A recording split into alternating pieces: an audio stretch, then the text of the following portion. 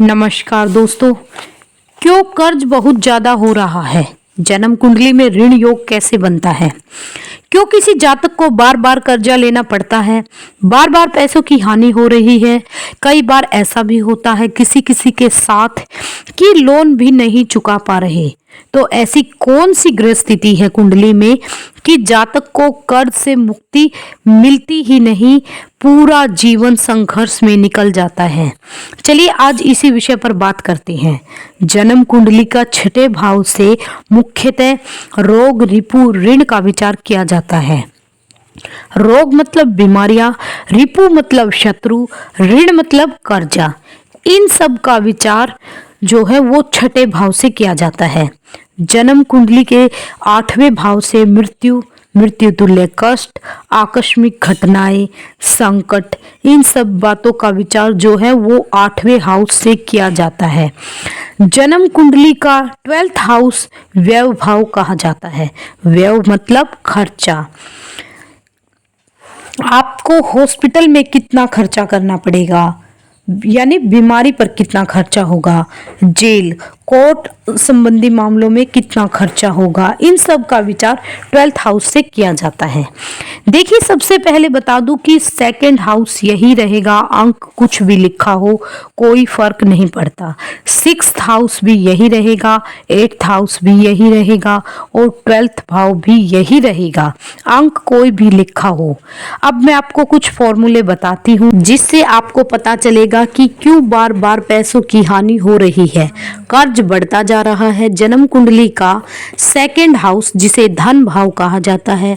अब देखना होगा कि 6th हाउस का स्वामी यदि सेकंड हाउस में बैठ जाए या सेकंड हाउस का स्वामी 6th हाउस में बैठ जाए या पाप ग्रह की दृष्टि इन भाव पर पड़ जाए तो ऐसी स्थिति में भी जातक के को लगातार धन हानि देखनी पड़ती है, बार बार कर्ज की स्थिति बनती रहती है। दूसरा फार्मूला, यदि 12th हाउस का मालिक सेकंड हाउस में बैठ जाए, अब 12th हाउस जो है वो खर्च का भाव माना जाता है और उसका स्वामी यदि धन भाव में आकर बैठ जाए तो भी ऐसी स्थिति बनती है कि बार बार कर्ज या लोन लेना पड़ता है आपको।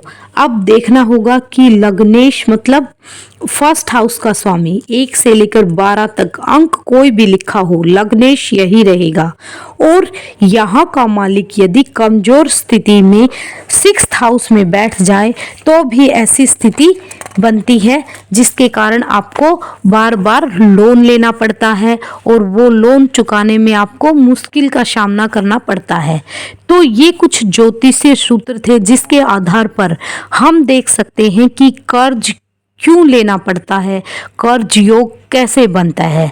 अब उपाय की बात करें तो सबसे पहले आप अपने date of birth, time, place, birth place, ये सब किसी अच्छे एस्ट्रोलॉजर को दिखाएं जिसके आधार पर वो आपको बताएंगे कि आपके बर्थ चार्ट में कौन सा भाव या कौन सा ग्रह कमजोर है और आपको कौन सा उपाय करना चाहिए, कौन सी पूजा करना चाहिए जिससे आपके बर्थ चार्ट में ग्रहों को बल मिलेगा और फिर ये समस्या कुछ कम हो सकती है।